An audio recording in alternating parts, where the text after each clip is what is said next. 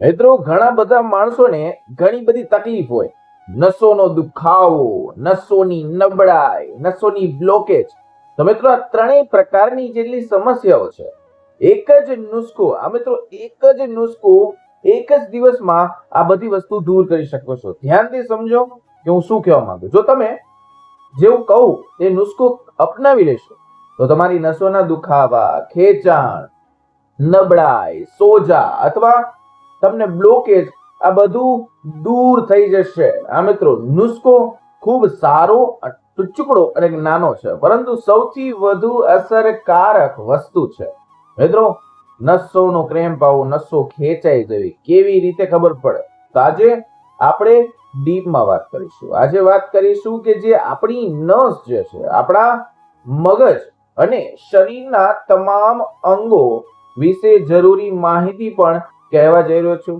નવા હોય તો વિડીયોને લાઈક કરજો, કારણ કે હું તમને જે માહિતી કહેવા જઈ રહ્યો તમારી પાસે પહોંચાડજો તે કોષોનો તમારા જીવનમાં ઉપયોગ કરશે. સાથે સાથે નસોનું કામ, સમગ્ર શરીરમાં રક્તનું પરિભ્રમણ જાળવી રાખવાનું પણ કામ હોય છે નસોનું. આવામાં જ્યારે મિત્રો નસો બ્લોક થાય છે, નસો ખેંચાઈ જવા, ક્રેમ્પ આવે છે અથવા નસો નબળી પડી જતી હોય, ત્યારે શું થાય કે શરીરમાં અનેક સમસ્યાઓ ઉત્પન્ન થઈ જાય છે, ચાલુ થઈ જાય છે, હેરાનગતિનો સામનો કરવો પડે છે.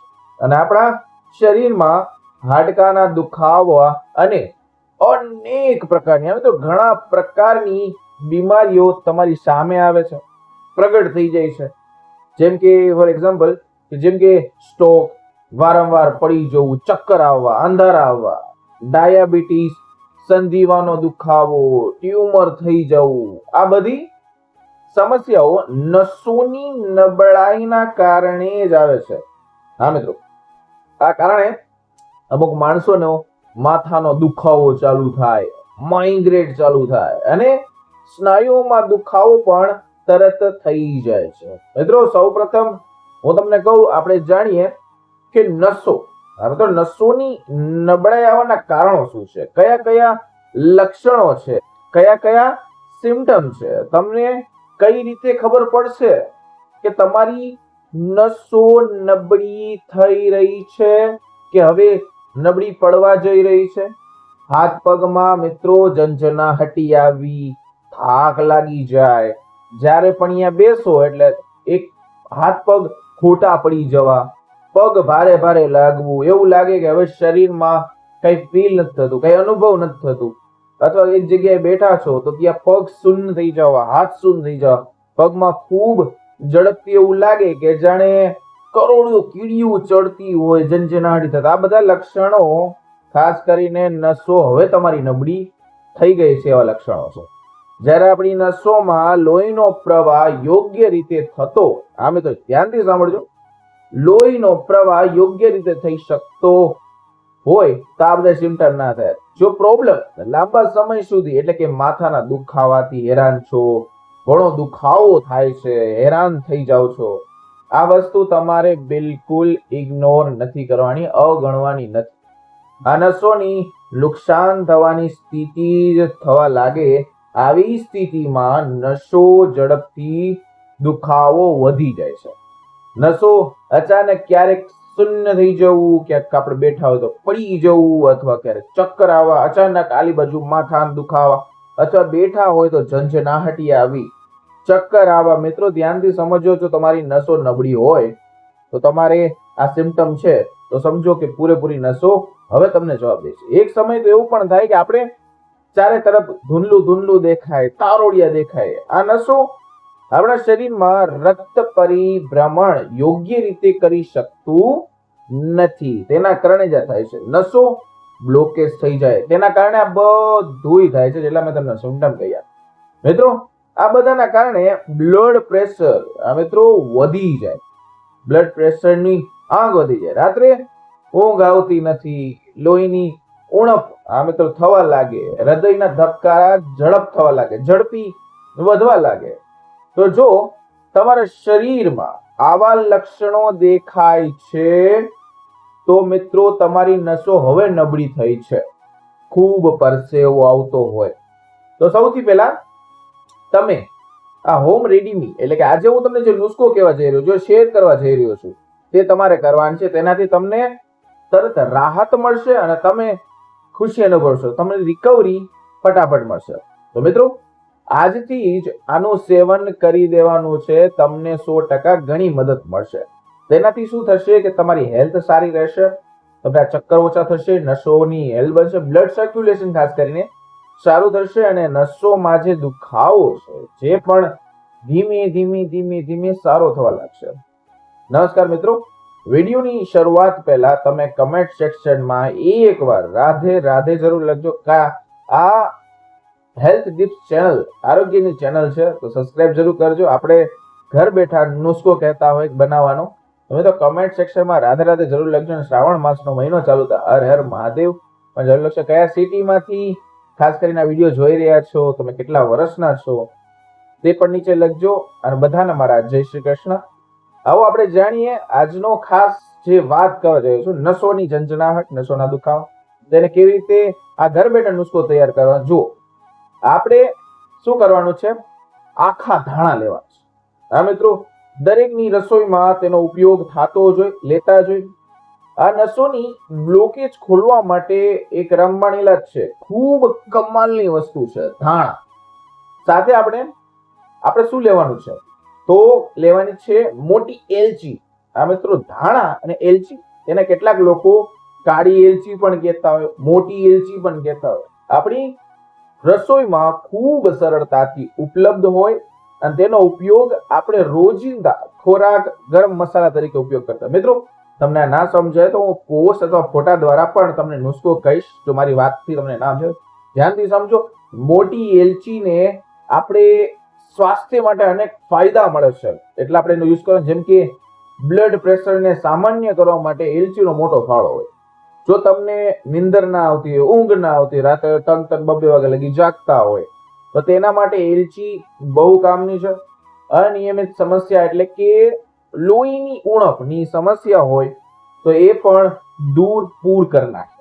હા મિત્રો, બીજી વસ્તુ, એલચીમાં વધારે પડતું જે આપણી કિડની છે એને ડિટોક્સ કરે, સાફ કરે છે. કિડનીની જેટલી પણ બીમારી છે જે કિડનીની, તે બીમારીઓને ઓછી કરે, સારી થઈ જાય. મિત્રો અમુક માણસોને ગ્લુટિનની એટલે કે ઓડકાર, ગેસ અથવા ચાલતા પાદ નીકળતો હોય, ગેસની સમસ્યા હોય તો પણ તેને સારી રીતે કરે છે. પાચન તંત્ર માટે પણ સારી. ડાયાબિટીસ વાળા લોકો પણ તેનું સેવન કરી શકે છે એલચીનું. જેમણે બીપીની સમસ્યા રહેતી હોય તેઓ પણ તેને સરળતાથી લઈ શકે છે, ગ્રહણ કરી શકે છે. પણ મિત્રો, અને ખાસ કરીને એક વાત કરીએ, જ્યારે શિયાળાની શરૂઆત થાય, જ્યારે શિયાળાનો ઋતુ આવે, ત્યારે શરદી, ઉધરસ, જુખામ આ બધું થવા દેતું જ નથી. આપણી ઇમ્યુનિટી વધારે છે. તો મિત્રો શાંતિથી સાંભળો. જો તેને કેવી રીતે લેવાનું છે તે આગળ હું તમને જણાવું છું. એક પોઈન્ટ, એક વસ્તુ ધ્યાનથી સમજો. તેનો ઉપયોગ કેવી રીતે કરવો અને કેટલી માત્રામાં લેવું, કેવી રીતે લેવું, આ બધી વસ્તુ કહું. આ બધી માહિતી હું તમને આ વિડીયોમાં આ વસ્તુ કહેવા જઈ રહ્યો છું. તો અત્યારે આપણે એક બીજી વસ્તુ લઈએ જેનું નામ છે લવિંગ. હા મિત્રો, લવિંગ શું છે? આપણા રસોડામાં ખૂબ સરળતાથી મળતો એક વસ્તુ છે, ઉપલબ્ધ છે. તમને કાંઈ દોડધામ કરવાની જરૂર નથી. તેમાં ઘણી બધી ઔષધીય ગુણધર્મો ભરીને છે. આયુર્વેદમાં જેનો ખૂબ જ વધારે ઉપયોગ કરવામાં આવે છે. હવે તો લવિંગ, કારણ કે તે ઘણી બધી બીમારીઓને દૂર કરવા માટે અને ખાસ કરીને શરીરમાં જે બ્લડ સર્ક્યુલેશન છે તેને પરફેક્ટલી અને યોગ્ય રાખવા માટે તે શું કામ કરે છે, તો કે જેટલી પણ બંધ નસો હોય તેને ખોલે, નસોને મજબૂતાઈ આપે. અને આપણી સ્વાસ્થ્ય માટે લવિંગ બહુ જરૂરી છે, ખૂબ જ સારી વસ્તુ છે, પણ આપણે તેની કદર નથી. જેમ કે શરીરમાં ઇન્ફ્લેમેશી હોય, ક્યારેક પણ તમને લાગ્યું હોય તો સોજો આવી ગયો હોય, શરીર ફૂલી રહ્યું હોય, અથવા હાડકાનો દુખાવો હોય, અથવા સોજો આવી ગયો હોય, તો તેના માટે પણ ખૂબ સારી છે. જેટલા વડીલો છે, એટલા પણ માણસો છે, ખાસ કરીને વાત કરીએ 40-45 વર્ષના, ડાયાબિટીસ વાળા લોકો માટે પણ રામબાણ ઈલાજ માનવામાં આવે છે. અને વાત કરું કે દાંત, જે લોકોને દાંતનો દુખાવો છે, લોહી સાફ કરે છે આ વસ્તુ, તો ચાલો જાણીએ આગળ શું કરવાનું છે. મિત્રો ધ્યાનથી સમજો. તમારે લેવાની છે એક તપેલું, એમાં તમારે 2 ગ્લાસ નોર્મલી અંદર પાણી નાખી દેવાનું છે અને તેને ધીમે ધીમે ધીમે આંચે અને થોડાક સમય માટે ઉકાળવા માટે મૂકી દેવાનું છે. જ્યાં સુધી આ પાણી ઉકળી રહ્યું છે ત્યાં સુધી આવો આપણે ઔષધિ રેડી કરીએ, તૈયાર કરીએ. મિત્રો તેને મિક્સરમાં બનાવવાનું નથી, કાં તો તેને સીલ ભઠ્ઠા ઉપર બનાવો અથવા તેમાં તમારે મસાલો ખાંડો છો તેમાં બનાવવાનું છે. એટલે કે આપણે કોઈ ઘરમાં પડી હોય ખાંડડી હોય, જે ખાંડડીથી દસ્તો હોય, તેનાથી આપણે કરી શકાય.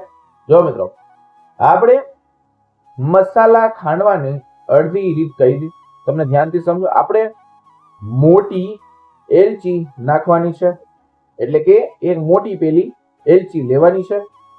1 થી વધારે લેવાની નથી, તે પણ તમારે યાદ રાખવાનું છે.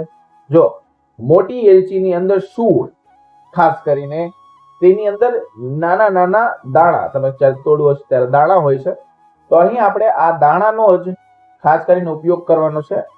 તો તેની છાલ જે છે તે પણ ખૂબ ફાયદાકારક હોય છે.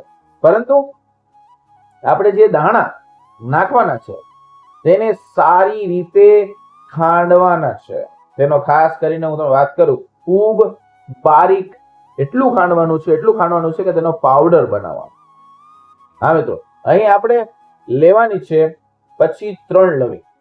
હા મિત્રો, 3 લવિંગ લેવાની છે અને આમાં આપણે એક વધુ મેજિક વસ્તુ નાખીશું. તેનું નામ શું છે? તેનું નામ છે તજ. તજનો એક નાનો ટુકડો તમારે લઈ લેવાનો છે. તજની વાત કરું, કારણ કે તજ જે હોય છે મિત્રો, તે પણ ખૂબ ફાયદાકારક હોય છે. આપણા શરીરમાં જેટલા પણ દુખાવા હોય, સંધિવાનો દુખાવો હોય અથવા તમને કોઈ સાંધાની વચ્ચેનો દુખાવો હોય, ગોઠણનો દુખાવો હોય, તો આ બધી સમસ્યાઓમાં આ વસ્તુઓ દૂર કરે છે. મિત્રો ખાસ કરીને જુઓ, આપણે તેને પણ ખાંડવાની છે. ખાંડણીની મદદથી ધીમે ધીમે કચડીને, એટલે ખૂબ બારીક નથી કરવાનું, એ પણ યાદ રાખજો. અને થોડુંક ડરડરું ખાંડવાનું છે, એટલે થોડું થોડું ખાંડવાનું છે. મિત્રો આ કોણે ન લેવું જોઈએ તે પણ તમને જણાવી દઉં. ખાસ કરીને યાદ રાખજો, જો તમે નુસ્ખો કરતા હોય, નસની ઝંઝનાહટી હોય અથવા કોઈ દુખાવો હોય, તો ખાસ કરીને જેટલા પણ હમણાં અત્યારના હાલના ગર્ભવતી મહિલાઓ હોય તેના લેવાના નથી. અને જે માતાઓ પોતાના બાળકોને સ્તનપાન કરાવી રહી હોય તેને પણ આ નુસ્ખો નથી કરવાનો, તેનું પણ આ સેવન નથી કરવાનું. તો આ ઘરેલું નુસ્ખો ખૂબ અસરકારક જ છે બધા માટે. મિત્રો આપણી જેટલી પણ નસો છે, જે બ્લોકેજ નસો છે, તેને ખોલવામાં ઘણી ઘણી ઘણી મદદ કરે. સાથે જેમ કે લોકોને અર્થરાઇટિકલની સમસ્યા તે પણ સારી થઈ જશે. મિત્રો નસનો દુખાવો હોય, નબળાઈ હોય, દબાયેલી નસનો પ્રોબ્લેમ હોય, સાયસ્ટિકા હોય, સ્લીપ ડિકોર્સ એટલે કે તમારે ખાસ કરીને સ્લીપિંગના પ્રોબ્લેમ હોય, અથવા તમને એવા કોઈ આ કઈ દુખાવા છે હાડકાના જેના ગેસના લીધે હોય, તો 100% તમને સારા રિઝલ્ટ મળશે. આ સમસ્યા બહુ જૂની હોય તો તમારે આનો ઉપયોગ ઓછામાં ઓછા, હું તમને જે કહું ને, તો 15 દિવસ માટે લઈ શકો છો. 1 મહિના સુધી કરવાનો છે. હવે તો જો પાવડર તૈયાર થઈ જાય તો હવે તેને કેવી રીતે લેવાનું છે તે પણ ડીપમાં સમજીએ. મિત્રો હજી કહું છું, જો આ વસ્તુ મારા બોલીથી ના સમજાતી હોય તો તમે ફોટા દ્વારા પણ સમજાય, તો ફોટા દ્વારા પણ સમજી શકો છો. તો જો અહીંયા આપણે પાણી હળવું ગરમ થઈ ગયું તો તેને ધીમી આંચ પર રાખી દેવાનું છે. અને શું કરવાનું છે, સૌ પ્રથમ આપણે તેમાં 1 ચમચી આખા ધાણા નાખી દઈશું. ત્યારબાદ સાથે હું તમને કહું કે આ પાવડર નાખી દઈશું, જે આપણે હમણાં જ આપણે ખાંડણીની અંદર નાખીને તૈયાર કર્યું છે. અને તેને ઢાંકી દેવાનું છે. ઢાંકી એટલા માટે ઓછામાં ઓછા 5 થી 6 મિનિટ એને પકાવવાનું છે. આ જે પાણી છે આપણે 2 ગ્લાસ સુધી લઈ લીધું. 1 ગ્લાસ થઈ જશે એટલે કે આખી તપેલી હોય ત્યારે બળીને અડધી તપેલી થઈ જાય. 5 મિનિટ માટે તેને પકાવવાનું છે. તેને બિલકુલ ઢાંકીને પકાવવાનું છે. એ ખાસ નોંધ છે, જેથી તેમાં રહેલા જે પણ એસેન્શિયલ ઓઇલ્સ છે તે આપણને ફાયદાકારક થાય. બધું જે વસ્તુઓ તમે મિનરલ્સ નાખી તે ઉડી ન જાય તેનું ધ્યાન રાખીને તમારે માથે ઢાંકીને રાખવાનું છે. હવે તેને થોડું થોડું કરીને મિત્રો તેને બિલકુલ ઠંડુ કરવાનું નથી. થોડું હતપ ગરમ હોવું જોઈએ ત્યારે નીચે ઉતારી લેવાનું છે. ત્યાં સુધી ઠંડુ કરવાનું છે. થોડું ગરમ તો હોવું જોઈએ ત્યારે તમારે હવે આને તમારે પીવાનું છે.